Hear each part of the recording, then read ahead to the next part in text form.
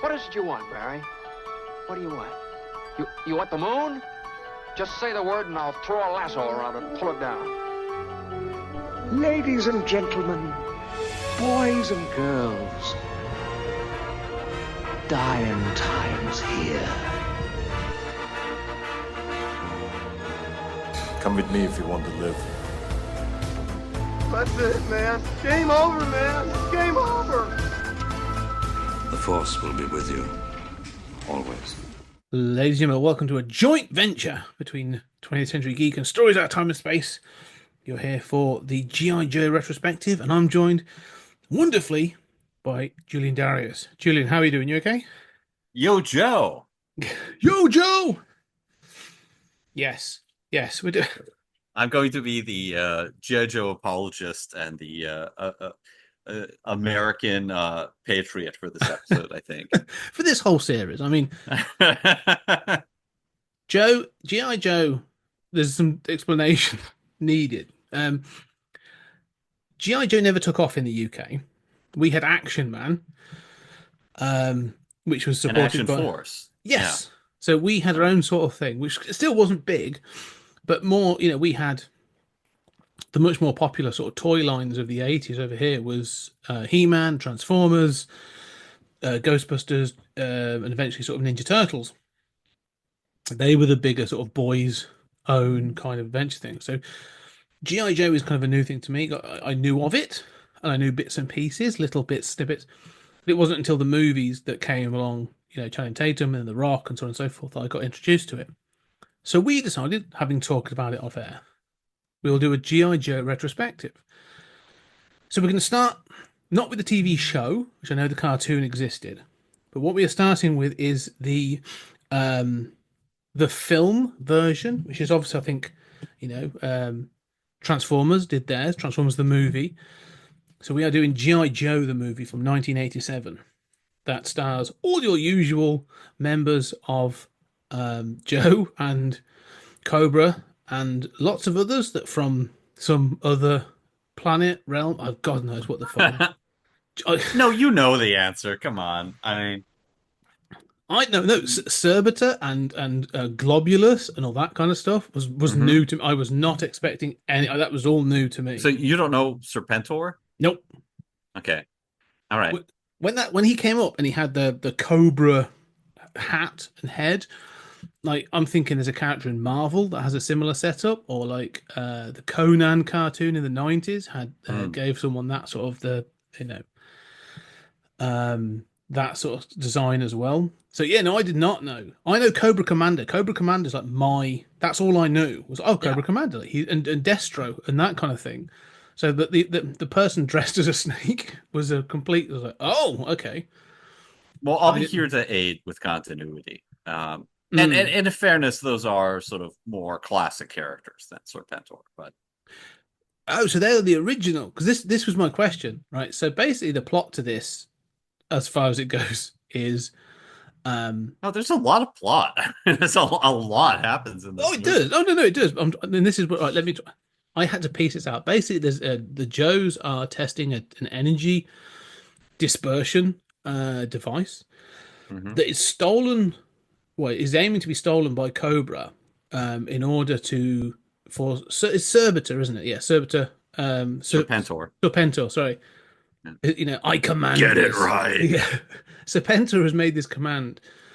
But we find that he's not the top of the tree. He is part of this other species, and at the top of that is Globulus, who's like Emperor Globulus, that's voiced by Burgess Meredith, which was weird for me just hearing that voice come out.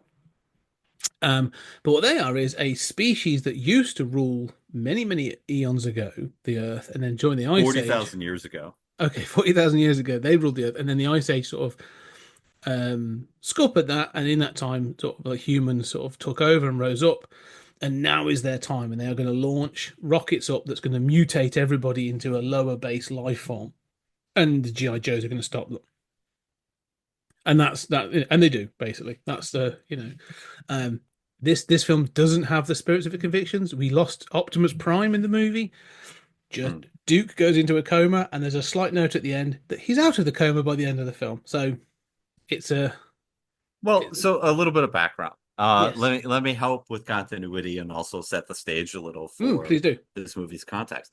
So, I mean, at the time, there were three major Hasbro TV shows, right? There was Transformers, there was G.I. Joe, which was significantly more popular than Transformers. G.I. Joe had, sort of started earlier and would go a lot later. Transformers was incredibly successful, but was a more limited scope in terms of the years of its primacy.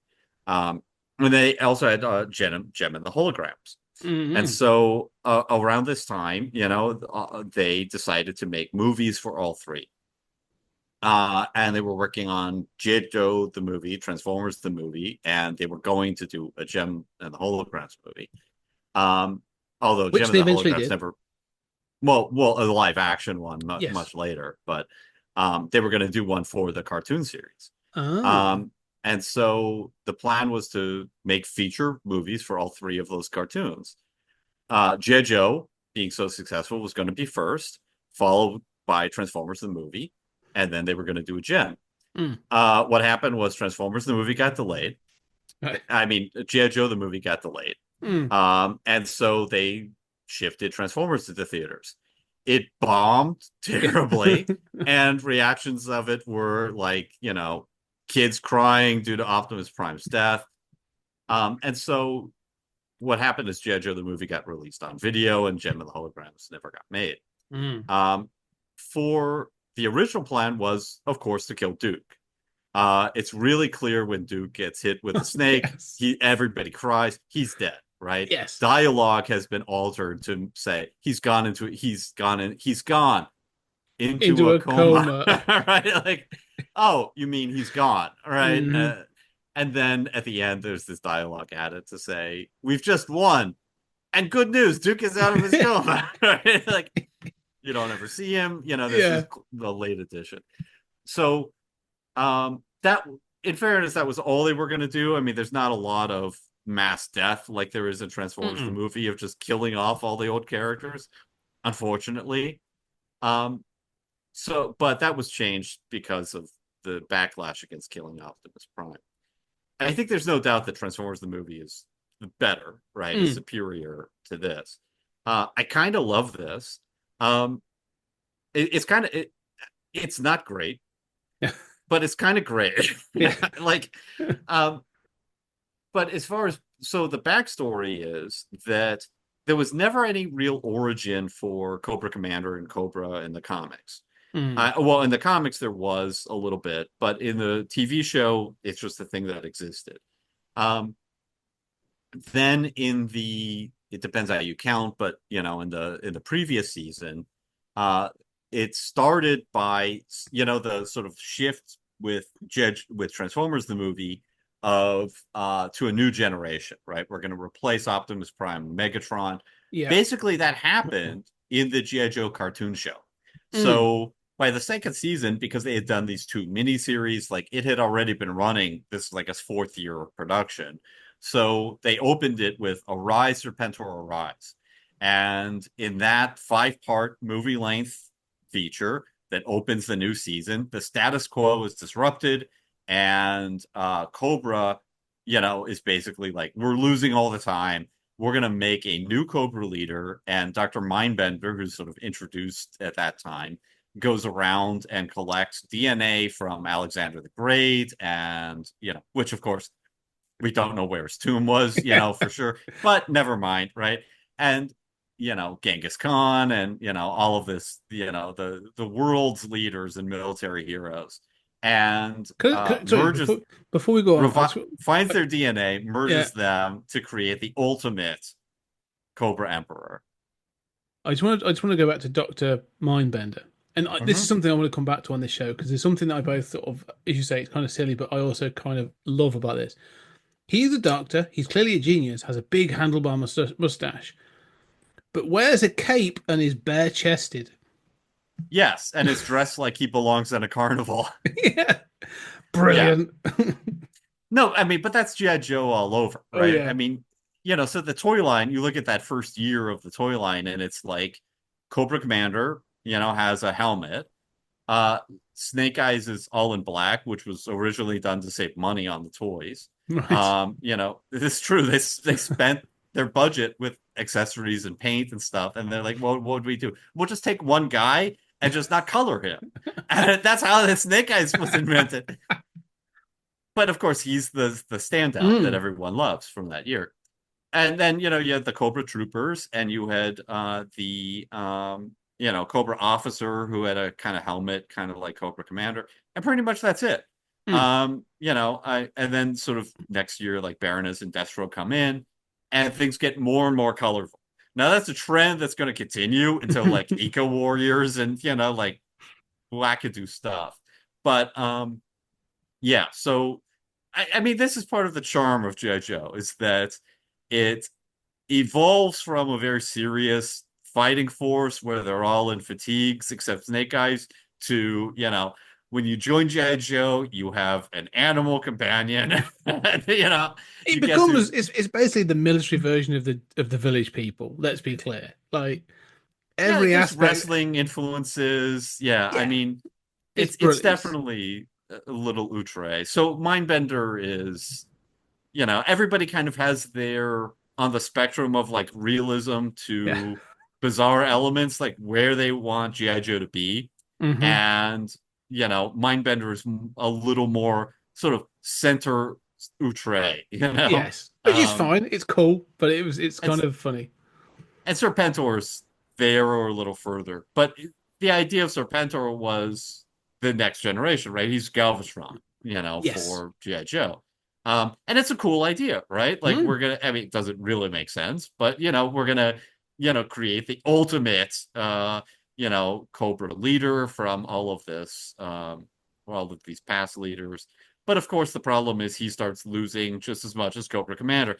Yeah. And he would always say, like, "This I command." That was sort of his tagline. Is he was obsessed with giving orders. And then Cobra Commander kind of shifts to a Starscream role, so he doesn't go off stage. He's just kind of in this. Like, I used to run the show. Yeah. Starscream was my go-to watching this. That was just like, oh, I didn't realize that Cobra Commander was the Starscream. It was exactly what I thought was the Starscream of this franchise. I thought he was the Megatron, but he is until Serpentor shows up. Yes, and they don't, unlike Megatron, they don't kill off the past generation. So Cobra Commander's still there. I will give credit both. The great thing about Cobra, and this is true even in that opening sequence, is you have to love Cobra.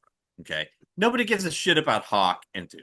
All right, I don't care who tells me otherwise. Nobody cares. They're generic. We love Snake Eyes. We love Chuckles. We love the weirdos. Right. But Cobra Commander and even Serpentor are flying into action. Like Cobra Commander personally delivers the bomb to blow up the Statue of Liberty. Like, they were always riding into combat, even though they were kind of cowardly and failing all the time. And you gotta give them props for being right there with their grunts. I will admit that opening. That's funny. Let's talk about the opening. That opening section, the Statue of Liberty. I've set the stage as far as like continuity goes, right? So I'm completely that's it. So that opening section of them at Statue of Liberty is not. I don't know. I almost took it as like a James Bond kind of pre-credits kind of sequence, as in like it's not really the credits, but it's kind of like here's what we do, and it's going to be a cool action scene, and you're going to see all the characters and they're going to do this thing, and it's kind of like Big Go Joe or Yo Joe kind of thing. It's kind of fun. The animation's good for the most part. I think it's really cool. It set me up to be like, okay, so this is going to be like attacks, terrorist attacks on cities, and we're going to see like, battles in the street and all that kind of thing. So I was set up for urban warfare from the opening section. But I'm like, they've got planes, they've got sort of like little, jetpacks. This is cool. I know this is very toyetic, so I'm all on board with that. It kind of lied to me. Has a helicarrier. Yeah, brilliant. like, I'm all for yeah. it's ace. I'm loving some of the stuff. I mean, if I was watching this as an 8 year old, I would be, like all over the toys on this. Like it looks, the designs are cool. I think, I can imagine the accessories are really good. So I was watching this and thinking like, I'm watching this as two faces. I'm watching this as my 8 year old self and as my 42-year-old self, and they have differing opinions. But as a kid, I can see where this would take off. Like this is spot on for that. This hits that sweet spot for this is why I like Transformers. The music's cool, the characters look colourful, and the designs are great, and it can be accessories and they do stuff. All right, that's ace. I'm all on that for the toys. It made me think slightly of Mask. Do you remember Mask as well, which is another one around this era? That was that Hasbro? Or was that another one of the? Yeah, it is Mattel. now. Yeah. Yeah. So no, that open section very good. I like it. And then it sort of goes off into the plot, and we never return to a city at all. Yeah. So I mean, that opening sequence, you're right. It's kind of like the James Bond sort of opening. It always puzzled me, like, is this in continuity? Because, like, as somebody who'd watched the TV show, like, oh, did Cobra have a massive attack on the Statue of Liberty that was foiled by G.I. Joe? And, like, that should at least be an episode or something. Like, is this a fantasy sequence? And, it never, I was always, as a kid, really puzzled by that. Like whether this really happened or not. I don't know why that's what bothered me the most as a kid. That probably says more about my weird brain. I like, it's a great sequence. It is just over the top. Characters are like shooting crossbow bolts and attaching to a Firefly jet, and their arms are torn out of the socket, and they just pull themselves up and crack the windshield and then jump onto a trouble bubble, like no problem. It's totally over the top, but it's also like pure adrenaline. That song is both kind of great and kind of embarrassingly bad. No. That's the 80s bit. I thought the song was great. I was all over that song when I'm like, oh, this is a theme tune. It's ace. This is totally what I expect from this. Embrace that kind of thing. That song is great. That whole section at the beginning is great. Like that is. So if Transformers the movie is renowned as like a sort of like rock music video that suddenly in a G-rated franchise becomes like an X-rated movie with like mass casualties, done as a rock video where everything is thrown against the wall, and the planet eating people, and whole civilizations. G.I. Joe the movie is kind of regarded as like weird. Like G.I. Joe the movie is just, I think that intro, you're right, it kind of promises basically Transformers the movie, just kind of amped up music video, just kind of pure adrenaline. That's exactly what I was expecting. But G.I. Joe the movie is weird. I mean, and the Cobra Law stuff especially, but I mean, it is regarded as just a really weird sidestep in a way. But I kind of love it. I mean, I do have to say, I'm not a super patriotic. I mean, there's shit I love about America, and there's stuff that serves the national anthem doesn't really get me, but I have to say, although I think that song is not great in a lot of ways, it's not up to the Transformers the movie standard. But when they're like, everything's lost and the music changes, and it's just, G.I. Joe comes in, we're there, America will save the world, when the world's in dire circumstances, we will show up, land in sea and air, and beat the hell out of them. Of course, we all know it's not reality, but it's such a wonderful myth, and it really just stirs my heart. It's brilliant. And I think that, as I'm saying, I think everything in that opening section, 8-year-old me is all over it. Like, it's fist pumping, it's exciting, it works at a pace. I think the timing on it is great. It fully is promising me what I expected from Transformers the movie. You know, I think it's fully there in that even as just a sort of like, if you were to take that as a music video section promotional, it works. Like I was fully on board. I'm like, oh, this is going to be like 80s like daft, but I'm you know, it's going to have like music. Yeah. I came in knowing nothing. And then even the beginning, like, you know, they move to them having the BET and they've got this experiment going on and it's all that sort of stuff. I'm still going like, all right, cool. This is, you know, here's all the Joe characters.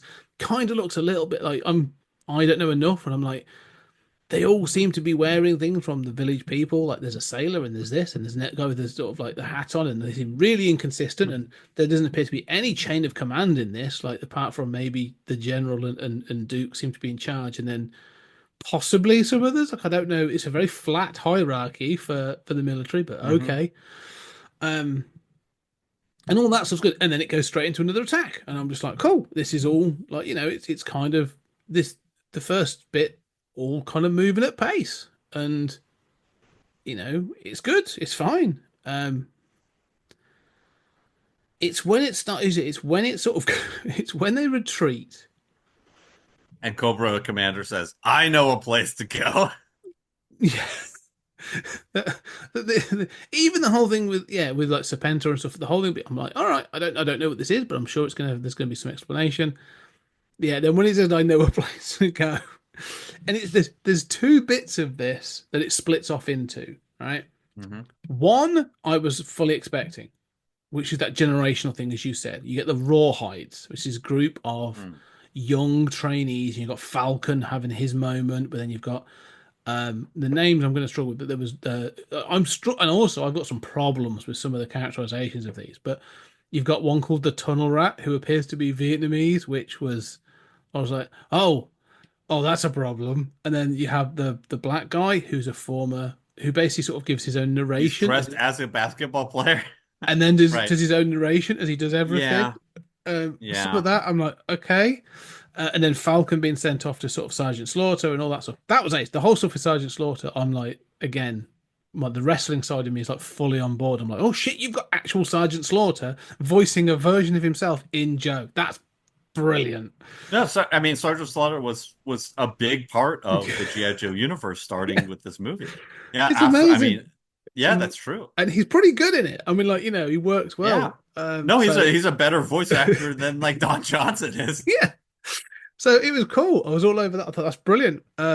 Just to hear him sort of growl, you know what you're gonna do. And I'm like, he's promoting at every opportunity. So the Rawhides is what I'm fully expecting. Oh, here's the young ones. You mean Sergeant Slaughter's Renegades, or do you mean like the Renegades, new batch with like Jinx and all those trainees? Yeah, the young ones, the trainees coming in, and then when they introduce when Falcon gets sent off and you meet the Renegades, I was like, oh, I'm fully. All this is new toys, right? And I was like, okay, this is exactly what I was expecting. This is the same sort of model as you say Transformers. All that, I'm like, cool, all right, I'm fully expecting this. They make sense. Apart from, like you say, one piece of basketball, they call one out of the Renegades is like a footballer that was too rough, American footballer that was too rough on the field. So apparently, military training. Aaron Hernandez is like if he had only found G.I. Joe. Yeah, that's the next step, logical next step in your career. Join a sort of an offbeat military organization. So fine with that. Well, I mean, there was another footballer who was, a member of JoJo later. Yeah. Well, there's little bits like that I'm like, this is weird. But the bit that throws me is Cobra-La, which is obviously Shangri-La, which they've taken it. So it's not even like the naming's not even clever. But so the original draft, the Cobra-La was in there. And the writer has said he expected that to be changed. That was a placeholder name, but it was one of these like placeholder names, like 1602, or how placeholder names kind of become the real thing. People become attached to them. Yeah. Or I mean, look, it's better than unobtainium. Oh right? yes. No. But it's So at least what are your feelings about Cobra-La? Right. So at least Cobra-La is a pun on words, like. It's not good, but at least there's like, someone's gone like, oh, Shangri-La, Cobra-La, because that's where all the Cobra people like to go. I get it. Like, at least it's got something behind it, right? So I'll give it credit for that. It's not good. The whole thing with Cobra-La, like, really threw me. It really threw me because it was not what I knew of G.I. Joe. My limited, very limited knowledge. This was not it. The reference I could make. Did you ever see a program called Jason the Wheel Warriors? That's where my head. Kid who turns into a car. Yeah, like plants that turn into exactly. Like plants that turn into vehicles and they fight. Like, that's where my head went. I was like, oh, this is a bit like Jason the Wheel Warriors. Like it's got these strange, like snake-like beings. It's about mutation and all this other stuff. Like it was that you said about that spectrum. Like it got to the level of weird so quickly. The bit that made me laugh, but it comes back to it almost. It foreshadows, but then comes back in a cool way at the end. Was like the globulus or whatever is there, and they sort of have Serpentor and basically a version of Archangel from the X-Men. The X-Men, 90s X-Men came to my mind massively watching this as well. Like all the design stuff, but in a cool way. And I'm like, some of the villains look cooler than the goodies. But the moment that the bottom of like something opens and a bunch of crabs come out to form a red carpet for people to walk down, and I'm like, okay, that's weird. Like I don't understand that. And then Serpentor walks down that and stuff, and you got like Globulus and who's like voiced by Burgess Meredith, and I'm like, oh, it's the Penguin. Oh, it's Mickey from Rock. They're my two go-tos, and obviously we've seen him in the Twilight Zone. So I'm just like, I'm a fan of Burgess Meredith, but this is a weird choice for an old man. So yeah, all this like floating blob people and snake people and bat winged people and everything else was I was just like it was not what I was expecting. And then to find out that like that's Cobra Commander's origin, that he's not even human, that he's a part of this other sort of mammal species, and he actually is a snake. Well, he's not a snake. I mean, he's one of those people get confused by this, and granted, the storytelling could be clearer, but I mean, he was a scientist in Cobra Law, right? And you see him in flashback. He's one of these like kind of white skin, kind of engineer looking, sort of light blue skin kind of guys. So he wasn't a snake. It's the mutation thing. But I assumed they were like reptilian. I assumed they were kind of like a reptilian. It's not clear. No, there's a lot about this that's not clear. But I mean, so when I was a kid, I hated Cobra. So I mean, I grew up with G.I. Joe, and I just thought Cobra Law was a step too far. There were things about it I liked, but it wasn't, it was sort of not my G.I. Joe, right? It was a step too far in the fantasy, unrealistic, sort of bizarre. Yeah. And it's funny, like all those elements that you're talking about like, not just Sergeant Slaughter, but the basketball player and all this kind of stuff. I mean, this is a franchise that always was struggling for what to do next, right? Stay relevant. Yeah. And I mean, Transformers are the same way, right? I mean, the first year is cars, right? Plus a tape deck and a gun, and and then it's like, well, and by Transformers the movie, they're like, well, we'll do futuristic cars, right?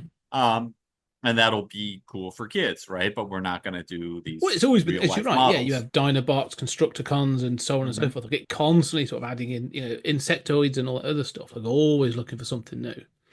And so with with G.I. Joe, it sort of starts as basically a military team. They only added Cobra as an afterthought, right? I mean, in a toy meeting where people said, right, and who are they fighting? And they're like, what do you mean? That they invented Cobra. And then Cobra gets Destro and the Baroness and, these kind of classic characters and, Major Blood and all this stuff. And then... Can I put my hand up? Every time I have a question about things like that, I'm just going to put my hand up. Yeah. I need like a buzzer. Destro and the Baroness. The Baroness I get. So I'm assuming at some point they seem to be in a kind of a relationship where they have a connection of some kind. What's Destro's deal? Does he have a metal face? Why has he got a silver head? Well, it was never really explained. In the cartoon, he comes from Scottish arms manufacturers. Oh, So Christ! So the he's film, Scottish. so the film is right. No, the film is based on the original, Wow. both the Okay. toys and both the cartoon and the comic.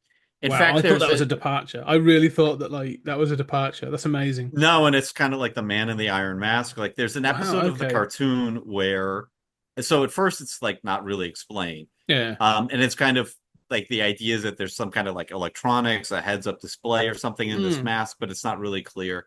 And then over time, they established that, he is part of a lineage of people who wore this mask, that he, is part of an armaments company. That was explored a lot more in the comics. There's an episode of the cartoon show where they go to his castle, and it's totally like Lair of the White Worm. Like there's a like monster living underneath a Scottish castle that gets Amazing. out. And oh no, yeah, I mean, yeah, you have to keep it like they found the golden fleece, they went back in time. I mean, like it is a crazy cartoon show. So I mean, it certainly had those sort of outre elements long ago. Yeah. But Destro was kind of, he wasn't really like Starscream. I mean, he was definitely a competitor for sort of running Cobra, but he wasn't trying to take over Cobra. He would just he had enough independence to tell Cobra Commander that Cobra Commander was wrong and stupid, He clearly was on that level, but just never really running stuff. And he would run operations on his own, both in the comics and in TV. He was sort of up to different stuff on his own a little bit. Okay. So that makes sense. Yeah. So Cobra's always had sort of like, one thing I like about Cobra is that it's always had these really strong characters. I love Cobra Commander. I love Destro. I love Baroness. I love the idea of Serpentor. But yeah. Anyway, yeah. So back to Cobra La, and we were saying about the plot and also the size. So these ancient species. So they had to constantly like reinvent themselves as a toy line. And so they would sort of like, all right, well, we've had tripwire,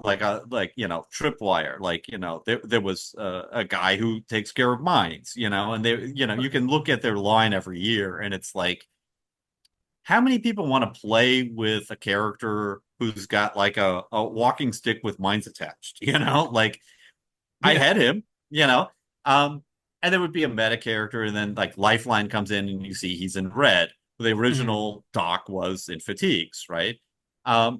So you can see like every year they're kind of like trying to bring in new ideas. Well, what else can we do? Well, we've done that twice before. What else can we do? So they bring in a basketball player, they bring in, an ex-football player, all this kind of stuff.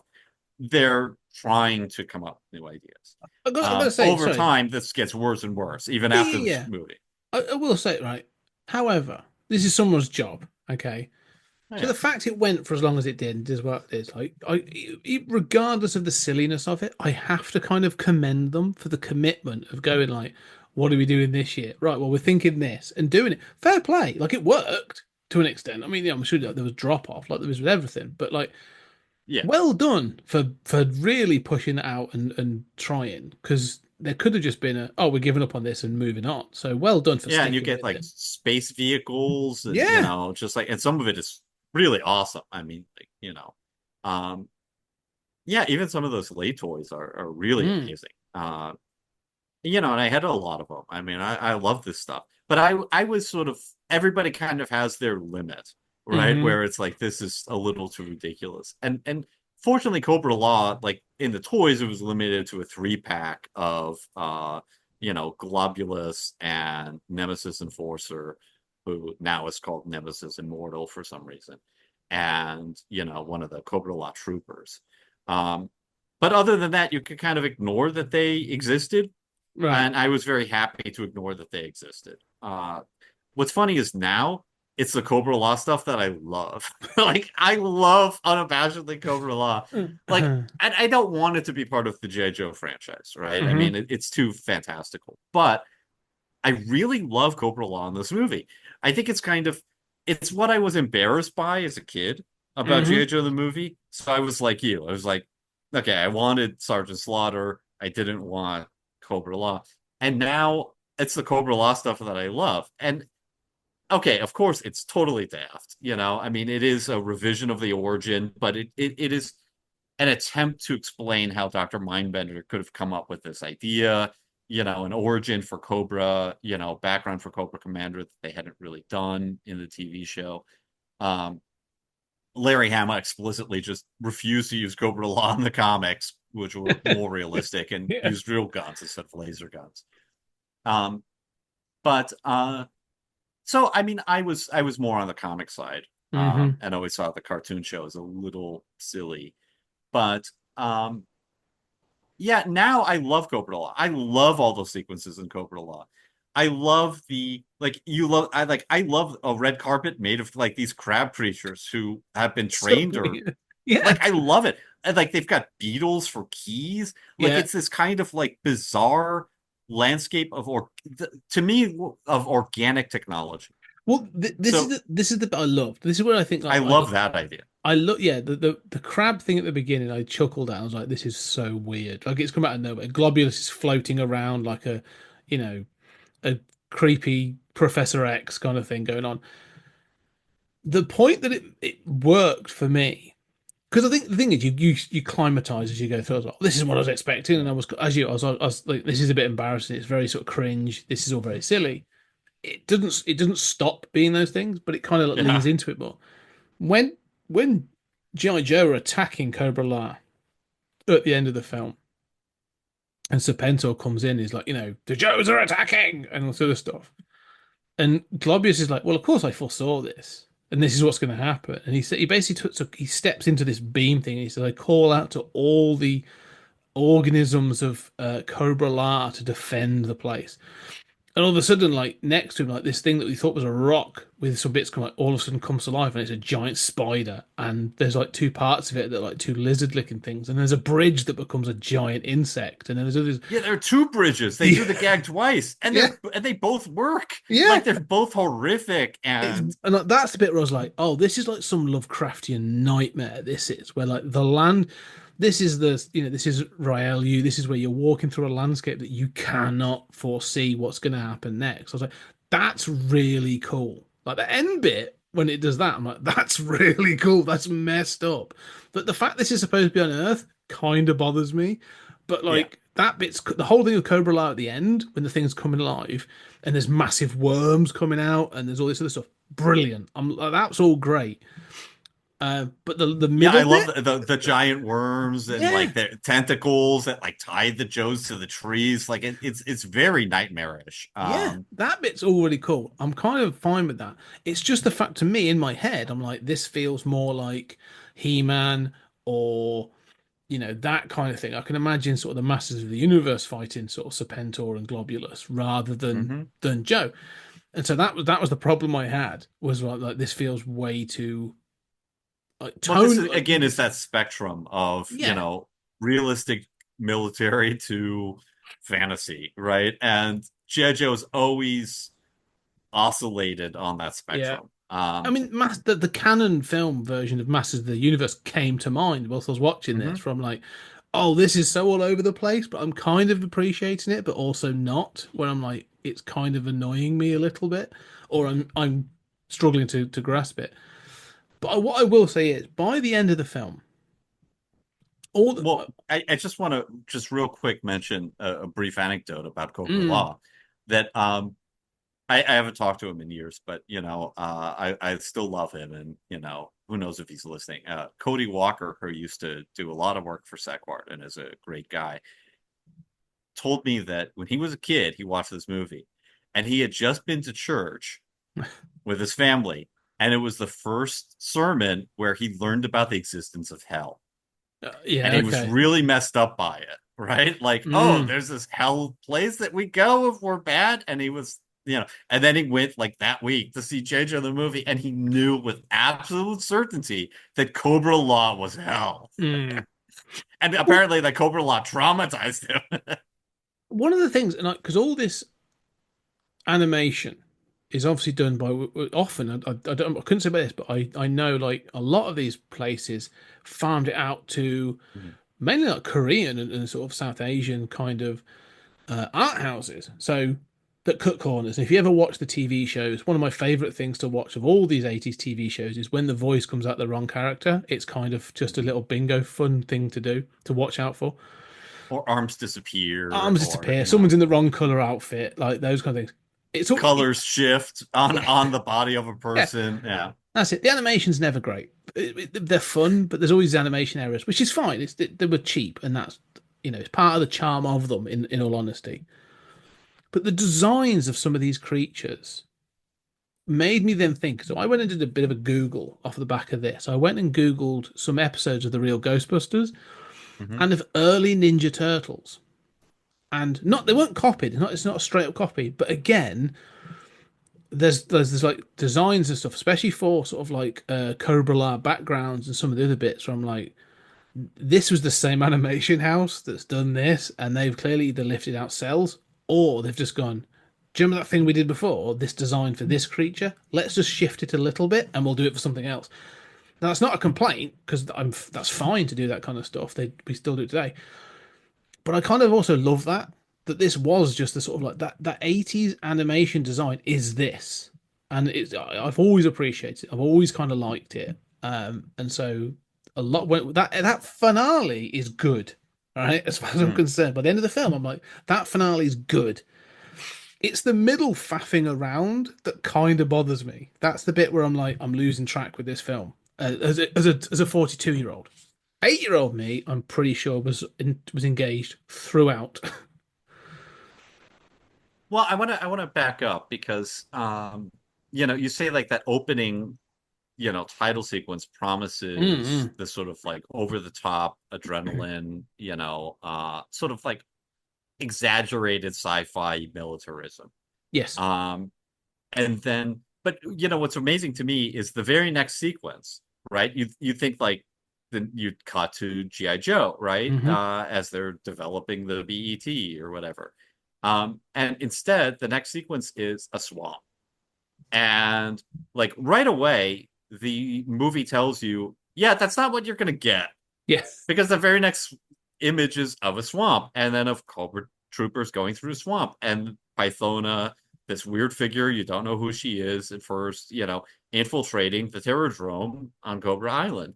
And it's an amazing action sequence as she dodges through. I mean, I love that sequence, and everybody tries to protect Serpentor, and Cobra Commander sends them in the wrong direction, but all the different mechanisms that Pythona gets through are all amazing, but she's weird, and she's using her claws to cut through steel and stuff, and right away it tells you like, yeah, this is going to be a weird movie. And and you never really get to G.I. Joe until like 11 minutes in or something. And I kind of love that. I kind of love like I love all the weird things about this movie now. Those are the things that stick with me. Even though I don't know that they should be in G.I. Joe. If I had to rewrite G.I. Joe, I wouldn't put Cobra Law in it. But, I think as a movie, those are the stuff that really make this so unique and strange. It is unique. I'll give it that.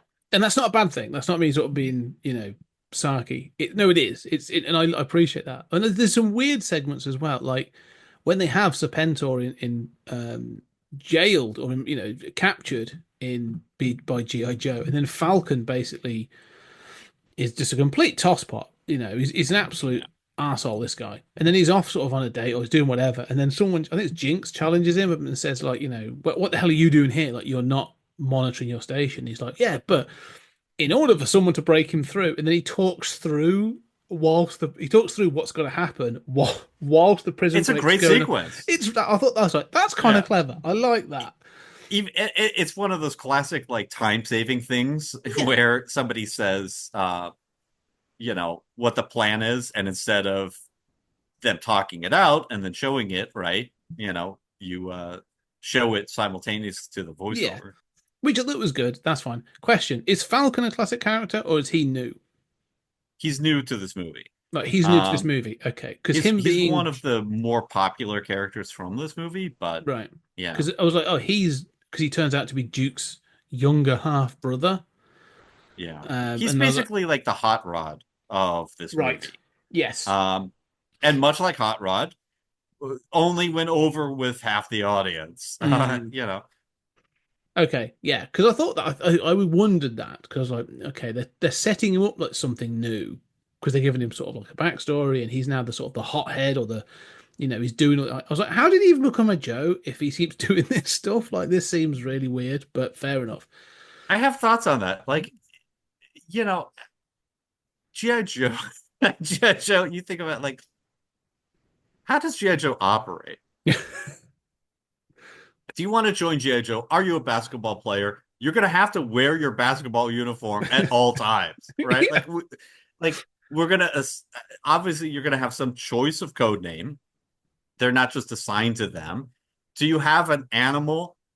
Train him in military combat, right? Like, you know, he's going to go into combat with you. I kind of, like, obviously, this is all a side effect of toys, right? And trying to come up with cool ideas. But I sort of feel like it's this kind of like elite military force outside of the major branches that has a lot less discipline. Yeah. Like, everybody is on the same team, right? They do amazing stuff, you know, but it's not as hierarchical, and there's a lot more room for like code names, personality, dress, animals, you know, just like, it's like the individualistic version of the army. Like, you're going to follow orders, kind of, but you know, we're going to operate as a team. We've got an unlimited budget, but we trust you. We've selected you for God knows whatever reason, but we're going to give you a lot of individual freedom to dress the way you want. Keep your dog with you. You know, do you have a falcon? By all means, let him join in combat. One of the things, the costuming was the thing that kind of, makes me laugh the most. The 42-year-old me can't get past this, and it's because of both sides. This is one of those things where like 8-year-old me is going, cool, I want that toy, right? I want the whatever toy. And again, like, the villains are actually got. I think the design for Cobra Commander is ace. Like, I just think he's. I always thought the design of Shredder was cool. Like, that was the thing. I was always like, that's the cool design. But yeah, 42-year-old me, and I'm looking at this in this state when I'm going like, I don't know who the character. There's a guy that's sort of wearing a navy hat and a blue sort of shirt that's unbuttoned. Shipwreck. Yeah, there's unbuttoned to his waist. There's another. And he goes way back. Yeah, but there's another one like wearing something else that's kind of like, you're like, none of this feels tactically right. Like, none of this has any advantage to anything you're doing. The only one that seems to have any sort of military clothing is Sergeant Slaughter, but then he's he's wearing his wrestling gear. That's literally what he wore to the ring. So yeah, all that, it kind of, I can't get past that where I'm watching and like, this makes no sense. Like, even with the Transformers, like the more elaborate and silly ones, like, the Dinobots and the Insectoids and those sorts of things, where you're like, your disguise doesn't help you because you're still like a 30-foot like metal dinosaur. Like, this is ridiculous. Yeah, but you're kind of cool. And but I have that coolness because I think I watched it as an 8-year-old, where I'm going like, I've got that nostalgia. Plus it's a dinosaur. Yeah, I mean, like, dinosaurs are cool. It's a metal dinosaur. That's even cooler. Those dinosaurs didn't live at the same time. It doesn't matter. They're cool. Yeah. The Transformers are all like that, right? It's just harder. And G.I. Joe is like that too. It's just harder for your brain to make sense of it because it's military, right? Like, you have a frame of reference. The other thing that I can't abide as a 42-year-old, and this is where the film just there was two things that kind of like, one made me, well, they both actually made me laugh out loud as I watched this. The first thing is Yo Joe. If there was to be a drinking game that you had to take a shot every time someone says Yo Joe in this, you'd be dead from liver cirrhosis by halfway point. Like, I'm off to the bathroom. Yo Joe, I need a drink of water. Yo Joe, like, everything they do. And like, Roadblock seems to be the worst of this. Like, when he's saving the mutating Cobra Commander. Like, Cobra Commander has been sort of seen as being a weakness, and he's been on trial, and he's now been mutated by Globulus and Serpentor. I love that clam that they use to impersonate Cobra Commander. The organicness of it is cool. Again, all of this is kind of funky. But the fact like he's turning into a snake, and then when he gets saved, and they're going off, and like a roadblock has been blind, and he's guided, you know, and he's got, you've got to be my eyes, you got to be my eyes, man, and it's also like very, again, kind of macho and stuff. He's carrying Cobra Commander off in this and still shouts "Yo, Joe," and I'm like, who are you saying this to? Like, because it's so bizarre. But the two best times for it are like Cobra Commander, like you said, they come up with these plans, right? We're going to do this in secret, and we're going to do that. Fine. GI Joe's only strategy is a head-on attack. That's it. Like that's the only strategy. Like at one point, it happens like they I mean, I'm jumping about, but these are the things that just sort of like made me laugh. The Yo Joe moments. They have this thing if they're going to break into Cobra Command or whatever it is, right? Which is Sergeant Just Slaughter to the terror drone. to the terror drone. Yeah. So they've got to break in, and then Falcon makes a joke about doing it without weapons, and then Sergeant Slaughter says, "That sounds like a challenge. Let's go!" And I'm like, "That's stupid beyond belief." Yes, fair enough. Then they're crawling in, so they're trying to sort of sneak up. They shout "Yo Joe" when they're trying to be stealthy at one point, and then they break in and they steal weapons from the Cobra soldiers. One of them's like, "Now we have weapons," and you see that there's a group of like Cobra soldiers sat just playing cards or doing whatever. Right? They're kicking back, and I'm like, "Oh, they're dead meat. They're going to get shot in the back of the head. Like, you know, they can sneak up on those. That's another sort of load taken out." No, they literally run in and shout "Yo, Joe" before they start firing, and so the table goes over, and you got the soldiers. They've hidden behind boxes. Like there is no strategic thinking in this at all at any point. Everything's always head-on attack. At the end of it, they attack Cobra La. They eventually find a way in, but before that, it's head-on to the front door. Like they literally attack the front of the place. Awful, awful soldiers. You're saying you think this is a separate element. I think this is, I don't know what this is, but it feels like so comedic and silly at times. And those where I'm like, this is, I couldn't have even managed this as an 8-year-old, and I know that I would have. I accepted a lot in cartoons as a kid, but this kind of started to really bother me. I was like, "There's nothing here is thought out. They're just guns and shouting." And this, and then then I went, "Oh, this is Team America. That's what this is." Yeah, sure. And it kind of dawned on me. I was like, "Oh, okay." The other thing that kind of I was weirded out by, and I wasn't sure if this was problematic or not, is Serpentor, apart from saying "I command" as I command or whatever, starts doing this weird thing where he sort of like calls him into battle, Cobra, la la la la. Yeah. And I'm like, is that supposed to be like the, ululating of Muslims? Yeah. Yeah. And I'm like, oh. That is an uncomfortable element of this. But it's not just him. It's the Cobra La troopers do that too. Yep. Yeah, that is a little uncomfortable. And the Cobra la doesn't work. No. Did it go away? Please tell me they didn't use it in the cartoon. Yeah, no, it went away because Cobra La is basically disappears. Yeah, that's not great. The shouting and screaming thing, I mean, that could be the title of a book on G.I. Joe, like G.I. Joe : shouting and shouting and shooting, firing, shouting and shooting. There you go.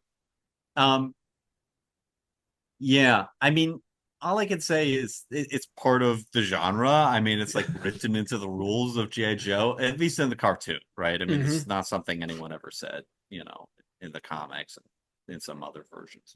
But it is sort of like Avengers Assemble, except said constantly. I mean, there are lots of times where it's like, why are you shouting Avengers Assemble? Like, you're here already, or you're going into battle. I mean, I don't know. It's a silly trope. But I will say, as an American, I mean, we are bred to think that all we need is just send in some guys, we're going to win. We have this mentality. I mean, that's why, look, Vietnam dragged on so long. And of course, really, let's keep in mind, this is the 80s, the shadow of Vietnam hung over the G.I. Joe franchise. Oh, 100%. This is the thing that made, again, I think, okay, as I was watching this, and there was so many touch points. Like I was just sat watching this, and it was like triggering weird things in my brain. Like I don't know. I think there's some weird psychedelics going on in the screen because I was like, this is thinking of it. Like sent my brain off in all kinds of places. Mm-hmm. But Rambo came to my mind as well at one point.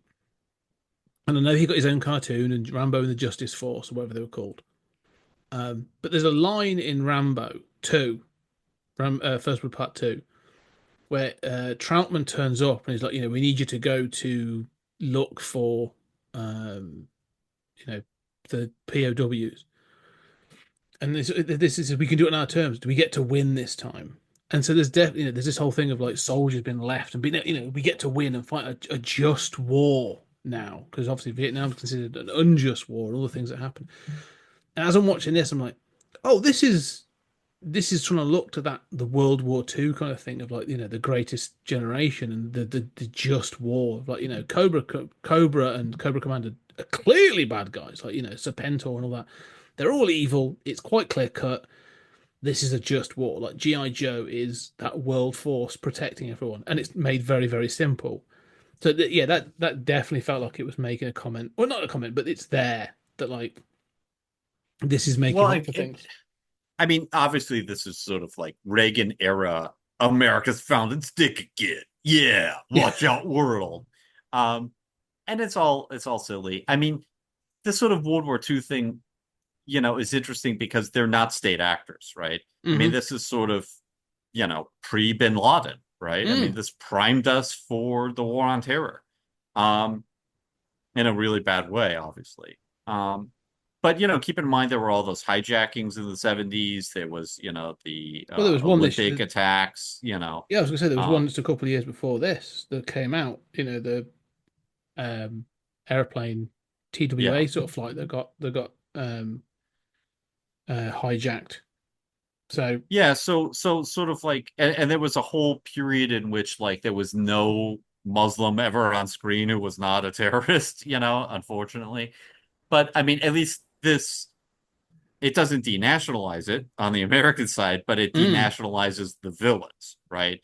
And so it takes out the religious component and cultural components, and just gives America some really baddies to fight that are unambiguously evil. Forget geopolitics, forget Vietnamese, civil war and all of that. We're the good guys. And I guess part of the setup is like it's never, there are different versions of this, but it's sort of like Hawk or Duke was just kind of like, okay, here's an unlimited budget, create your own special missions force to fight Cobra, to fight this terrorist, do what you want. And they're like, right, we want guys dressed as the village people. And the Pentagon is kind of like, yeah, we kind of don't like you, but like you get results. And they get results by shouting and shooting. It's not good strategy. There's no military tactics on display in G.I. Joe, especially in the cartoon, but they win every time. They save the world over and over again. So what are you going to do? I mean, that's Duke's weird, group, and they've saved the world like 40 times. So, you do you. Yeah. I mean, I think that this was a thing, wasn't it? This kind of like, even in live action, you had like the A-Team as well is a similar sort of thing of, bunch of kind of like weirdos doing their thing out of the back of a black van around Los Angeles or around California. And then, like I say, Knight Rider, same thing, semi sort of basically a corporate entity is funding a vigilante going around in a high-tech car, and that got repeated. And it was like Airwolf and so on and so Airwolf. forth. Oh wow. Yeah. So I remember Airwolf. So the 80s was very much about this kind of like, militaristic but non-military kind of entities, but fighting for justice.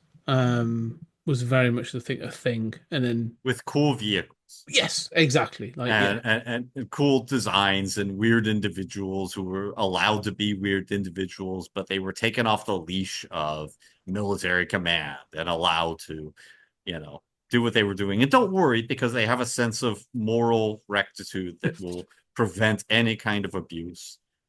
Yeah.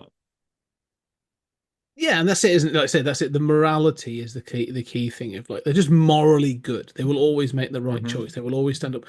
And even at the end, like much like America. Yeah, exactly. Well, as Duke is lay there, sort of slipping into a coma, and he says to Falcon as he acknowledges, make your country proud. Mm-hmm.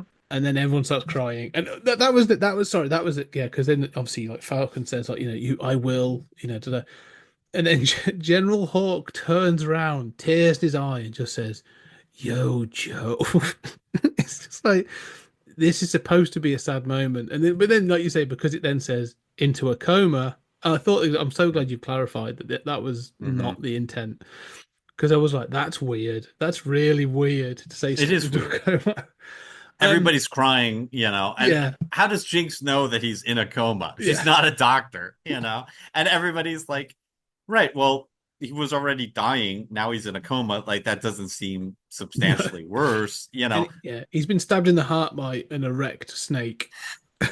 I do have to say, that was part of Serpentor's gimmick, is that he had these snakes that he could kind of stretch and turn into like javelins. Endless. Yeah, but he pulled. So he has like he would do them in the cartoon. Anyway. He has like a two-headed snake that around his shoulders, and he's able to basically materialize a new one out of that. Which again, weird, but fine. Doesn't really make sense. But I mean, these are basically like, it's sort of like the military combined with Shield. Keep in mind, like, the original G.I. Joe comic was basically a pitch for Shield, a new Shield comic that couldn't get approved and was turned into G.I. Joe. And so obviously, like, Cobra is pretty close to Hydra. There are a lot of influences there, but there were also, both in G.I. Joe and Transformers, especially in their original incarnations, there are a lot of superhero influences because of, Marvel, especially, and the Sunbow. So, code names and flamboyant costumes kind of go with the territory. Weird devices, Yeah, I think we'll start bringing this episode to an end for this introduction for the movie, because there's a couple of things I want to talk about. I want to talk about Cobra Law for another hour. Yeah, honestly, I do. I do kind of love this. It's an odd little thing. One thing I want to say though about everything you've said, whilst the film doesn't quite work for me as coming into this 42-year-old, I know that if I'd have seen this and been, keyed up to it, I would have had the same reaction to this as I would for like Transformers the movie, or sometimes when I'll see things from He-Man, I'm like, it's not. I definitely don't think this is as good as Transformers the movie, as you said. No. But one of the things I respect about this, not so much the sort of, I say that the costuming is silly and the whole Cobra La thing is weird beyond belief. One of the things I sort of, as an adult, I look back on is I recognize that we were basically being sold toys. These are all sort of like, these were toyetic adverts constantly, right?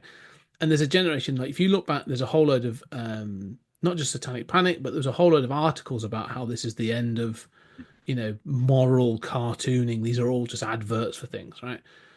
But I kind of like respect that a little bit more now. When I'm older, I look and go, yeah, of course it was. They're a business. That was fine. But I kind of love the cartoons.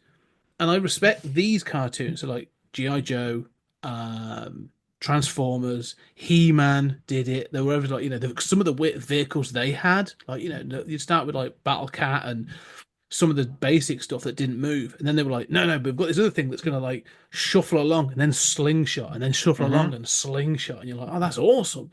And then there was going to be these weird, you had some weird characters on there. Fisto, never going to mention about that.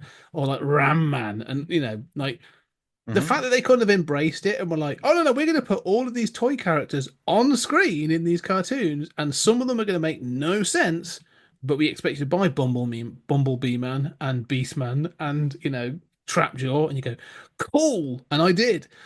I kind of respect it that they carried on.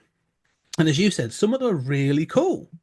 like some of the designs for the vehicles and some of the stuff they work as toys. So the fact that they carried it into the cartoon, well done. I applaud you for being at least integral. Like Ghostbusters never did it. I'm a massive Ghostbusters fan. It's not hidden, but the real Ghostbusters never lent into that.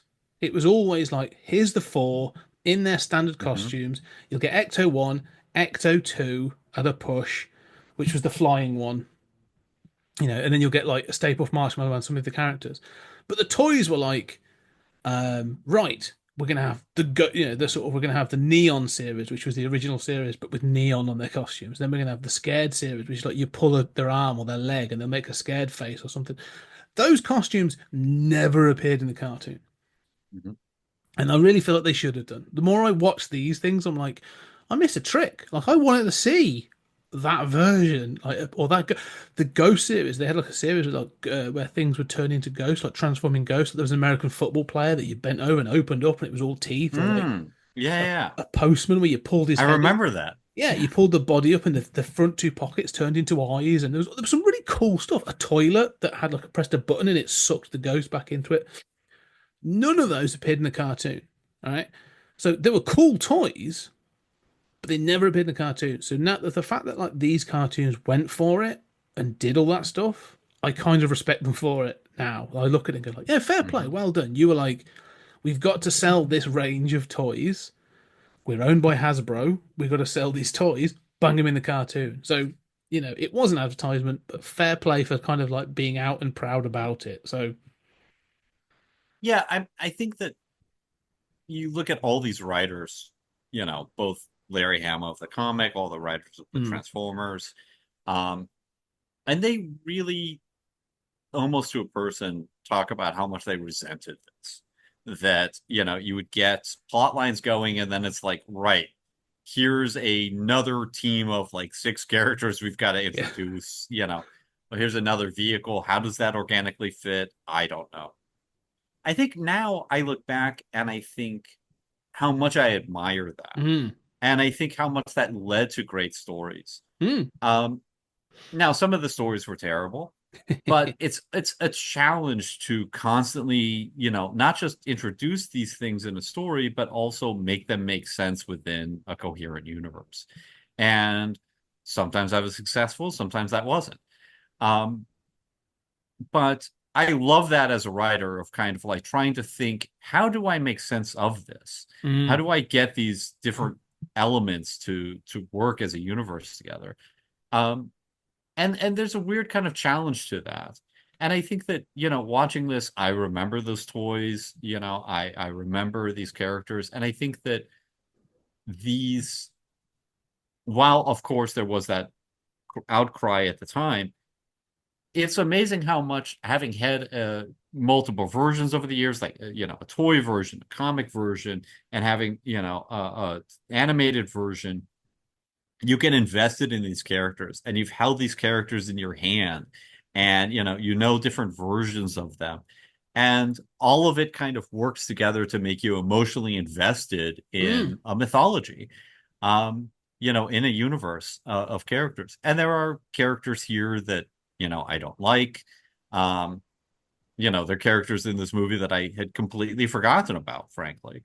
I mean, I always forget that Sergeant Slaughter had these renegades. Like, I always forget these renegades exist for some reason. I think they're so forgettable. But like, I love Jinx. This isn't my version of Jinx, but I like the version in the comics a lot more. But yeah, I mean, I think I love those vehicles. I mean, I could draw those vehicles blindfolded. I mean, I get, look, when we're at the stealing of the BET and you get the Night Ravens that are based on the SR-71 Blackbird. I love the Blackbird. Yeah. I love it in like Transformers Revenge of the Fallen. Like, I love the Blackbird. And I had a Night Raven toy, and I just, I love the Night Raven. It's one of my favorite vehicles. I could watch that all day. Even the pilot design is cool. And yeah, over time, it gets weirder, and like you get Alley Vipers and then Toxo Vipers, and it gets a little out of control. But I mean, I do feel emotionally invested in a lot of these characters. And to me, this is not as obviously this is not as good as Transformers the movie. The music isn't as good, the voice acting isn't as good, the plot is more like we're gonna take what we already did and just all drop acid, like it's a weird left step that I love it, but it doesn't really work for the franchise. There are people who feel the same way about Transformers the movie, although I think Transformers the movie is kind of a masterpiece. But I will say this holds up a lot better than like the He-Man animated movie. I can't watch like He-Man TV shows. They're like watching Pokemon or something now, where I'm just like, I don't even understand what's happening. Like, where are they now? How did they get to this place? What did those lines of dialogue even mean? I cannot make answer to. No, that series is better watched in clips than try to watch the whole episodes. I went back and tried to, not relatively recently, but a while back, I tried to watch them on YouTube. Oof, they're hard to watch. But yeah, it worked at the time. But yeah, they barely make any sense. The animation is dreadful on some of the TV shows to animation. So yeah, they're not good. They're standing around and then they run and it's the same running movement. And you're like, why are you running across the room? Like, I don't even understand. Yeah. No, some of it makes sort of like, the cheap Hanna-Barbera stuff look good. I mean, that's how like crap it was. But no, I think, there's a whole thing here of everything you're saying that, like, that strikes me as like, there's almost like a series to be done about. Here's all the toyetic TV shows that were put out in the 80s that didn't make it or didn't do well. I'm talking like Visionaries and Mask to an extent and a couple of others that you go like, do you remember Humanoids this? Humanoids. Yeah. Oh, yeah. And you go, like, they were designed to sell toys and didn't. Like, this is, and there's a reason for that. So I like the fact the thing is, when you look at like these two, Transformers and G.I. Joe in particular, and He-Man to an extent. I mean, He-Man came out of a failed Conan the Barbarian sort of toy series as well. They start with lore.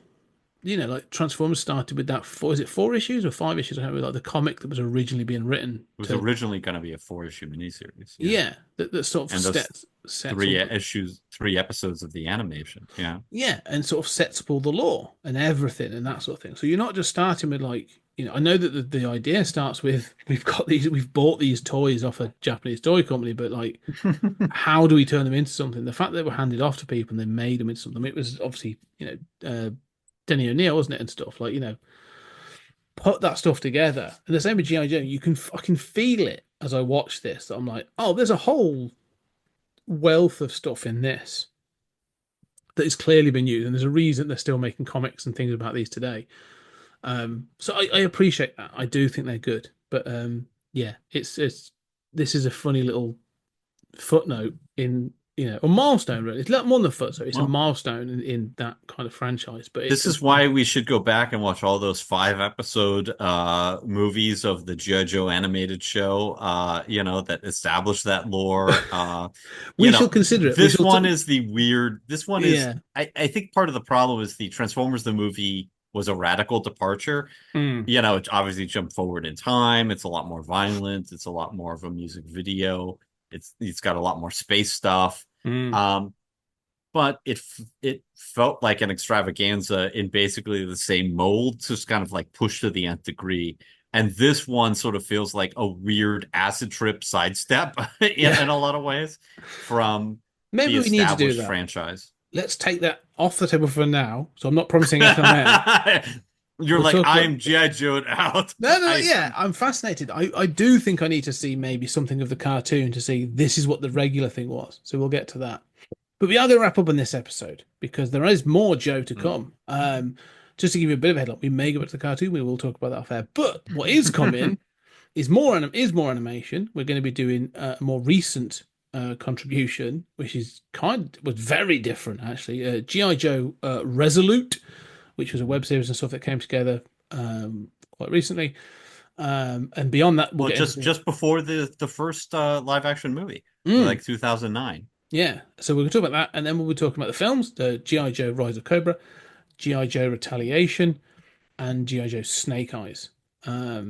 because there's nothing like taking the most mysterious and cool character that you've got and telling everything about them, because that works so well for Boba Fett. It worked for Wolverine. Arguable. Yeah, let's put a pin in that one. Yes. So the next episode is G.I. Joe Resolute from 2009. But for now, Julian, as always, you're taking me on this G.I. Joe journey, and I am thankful because it's always interesting. So thank you for taking us on a journey in this discussion. Really appreciate it. Cobra, la la la la la la. And to all the audience who appreciated this on both 20th Century Geek and Stories Out of Time and Space, all I can say is, Yo, Joe! And we'll see you on the next episode.